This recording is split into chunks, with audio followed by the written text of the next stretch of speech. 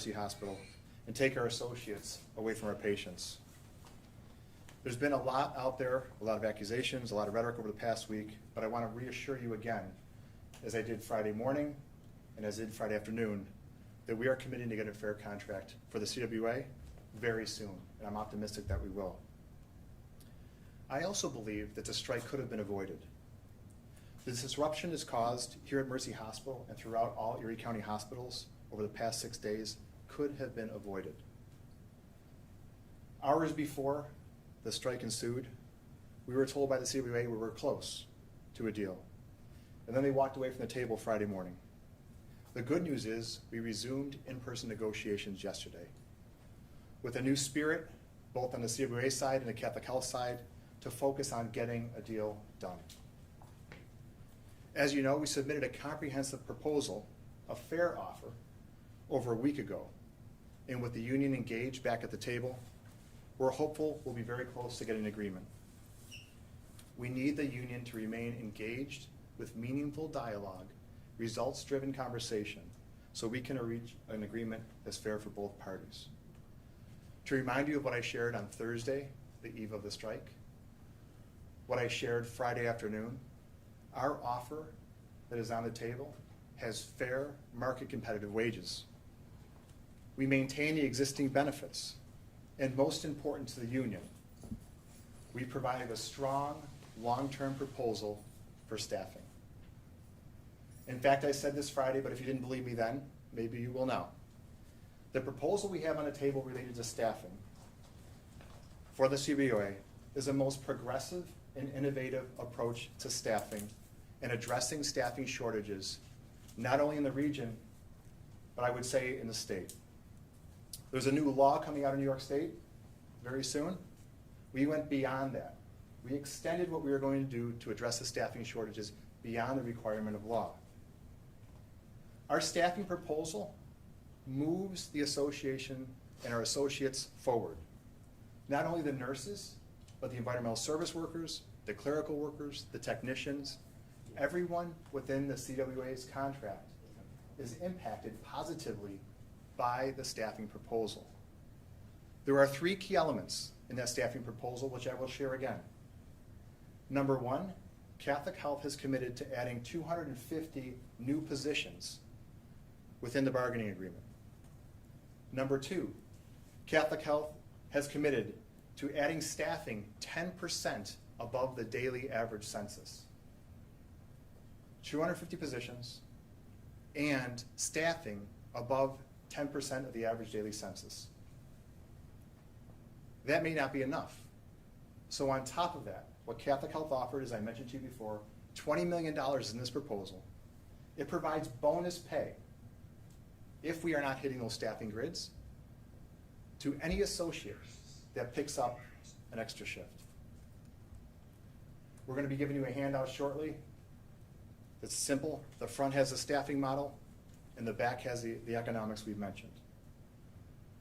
I want to go back to something that's bigger than Catholic Health, bigger than Mercy Hospital, and bigger than CWA.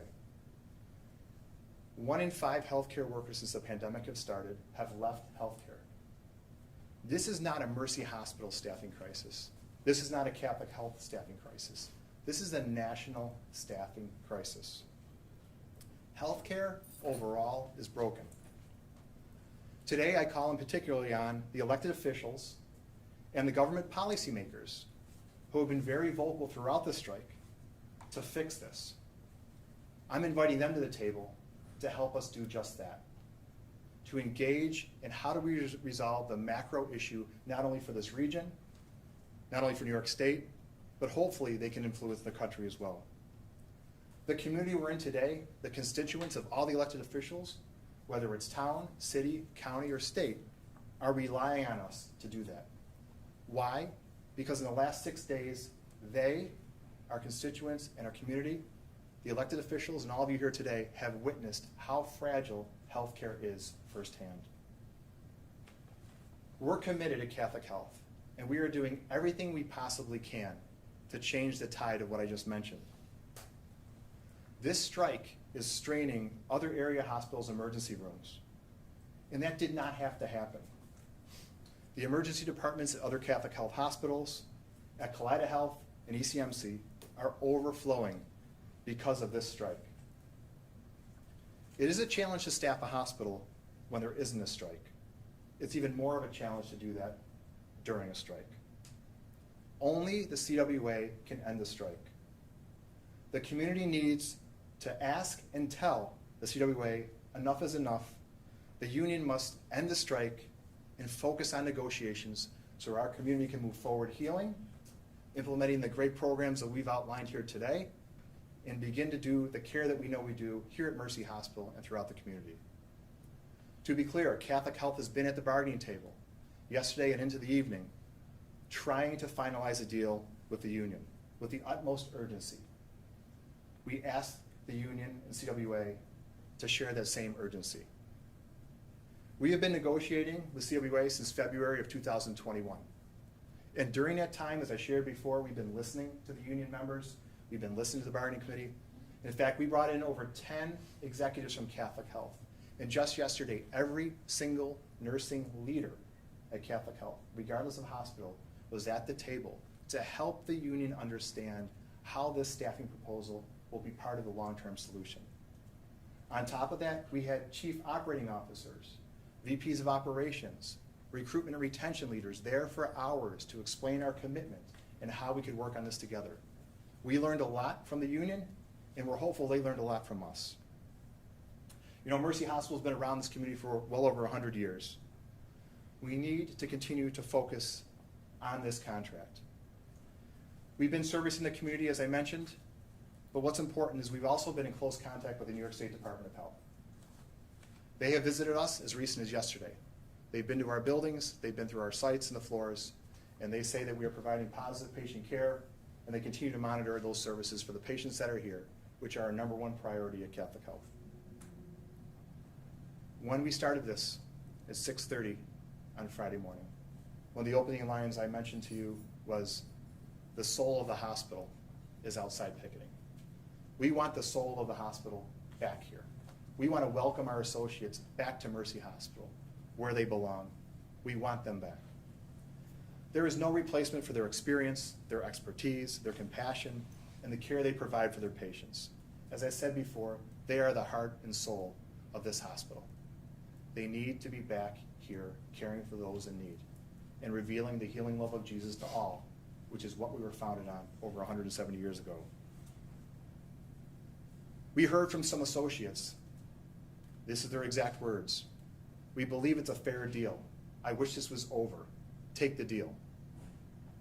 Let's end this strike today as we work tirelessly to reach an agreement that's fair for all, which is a must since we started this. We want a new tentative agreement in place so our associates can review it, look at what's out there for them, assess that with their family, and let them decide if this is a fair deal or not. The facts speak for themselves. We want them to be engaged in this discernment process. We at Catholic Health are in the ministry of healing. There's nothing more that I would like to start today than having CWA end the strike and begin the necessary healing that's a must, not only for those heroes that have been by our side throughout healthcare, but also for the community and those that stand here today. We've had over 100 volunteers working on every shift from Catholic Health, from every ministry and every organization, trying to care for our patients and support all the patients at the bedside, and I thank them for that. On page A12 of the Buffalo News today, there is an advertisement, and the very last sentence says, the union urges CH to put forth an offer that puts patients first and allows the associates to get back to the work of serving the community. As I shared in the beginning of this press conference, our proposal does just that. Let's get a deal done. Let's get these workers back to work. Thank you. I'll take a few questions. On that ad, it said in there that in 2016's agreement, the hospital agreed to staffing levels that they say were not honored over the time of the contract. How do you respond to that? And why were they not followed through? Yes, I don't remember the whole ad, but I think if I recall it correctly, in the ad it stated that in the first two or 3 years of that contract we did, the pandemic hit. The year that started. So we have tried to address staffing. There are many nuances related to that. We've never stopped trying to address staffing. We are a victim of this as much as the CWA members. We've been dedicated to trying to hire staff. We could not hire staff just like we are now, and that's when that started. When you hear that some of the workers tell us sometimes on the night shifts, there's like 1 nurse per 30 patients, how do you as a leader respond to that? I mean, that is a really difficult situation for them to handle. Yes, what I would say is this, is that Catholic Health prides itself on caring for the patients. Mercy Hospital is a number of stars health system or hospital. They have a high level of leapfrog scores related to patient safety. The Department of Health has been through Mercy Hospital as well as the Joint Commission as recently as last week. There are nuances and fluctuations in patient care. I can't speak that particular number, but I know 100% that we're dedicated to safe care at Mercy Hospital and all the facilities of Catholic Health. And we lead the region in quality. So I can't take one instance that you're sharing, but if that was the case, that individual, we would need to make sure that their supervisor knew, and we need to address that. There's probably examples of that in every hospital in this nation. The goal is that's not what we're about. We're about making sure we can change that, which means when we read the staffing proposal, that helps us start to address that. Can you talk about what the contract is like with the replacement workers? Is it based off of a weekly basis, or just can you kind of elaborate on that? It's variable. It depends on the number of patients in the facility. We test that every 5 hours with the contracted group. And we're trying to determine that based on patient fluctuations and the services necessary between Mercy Skilled Nursing Facility, the MAC Center, and Mercy Hospital. But would ever come to a situation where if you make a deal with the union that there would be an overlap, or that you wouldn't be able to bring them back? Because My number one goal since day one, before the strike, was to have a deal that was fair and equitable with the CWA, with wages, staffing, and benefits.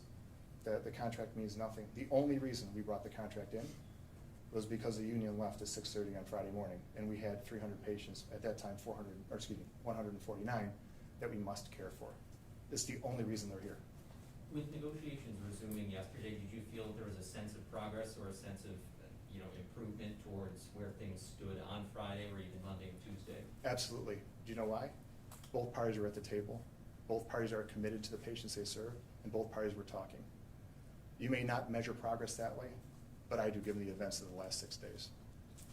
Last question? How do you gauge the economic impact of the strike 6 days in on Catholic Health?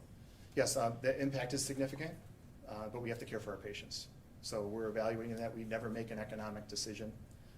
As I said, what we have on the table from a contract standpoint is based on fair and incredible and market value wages and benefits in the staffing model. It is a financial burden. We could have avoided. We could have taken that money and applied it somewhere else, but we weren't given a choice on Friday, and that's what happens. So. Have you gotten any questions from Oh, the last union question. today? Pardon? Have you gotten any questions back from the union today? Oh, yeah. Negotiations? Yeah, there's, just to clarify, there's a little misnomer out there that I'm at the table every day.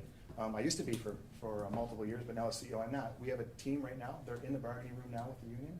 We're talking about all the things we said here. We're explaining our staffing model. We're talking about economics. We've been there all morning. We were there into the evening last night. They're at the table with us. We just have to move on and have this deal be completed. And that's our goal since day one. And so we're at the table. We're working with them.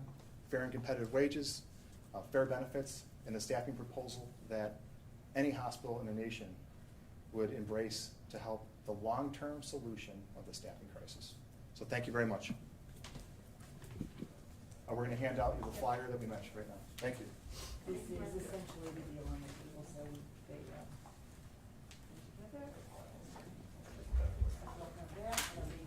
looking in the cameras. This is the proposal we have been publishing.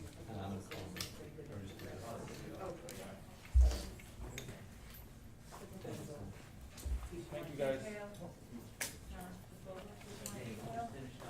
Thank you. Thank you. Thank you. Thanks very much. Another copy for Brenda.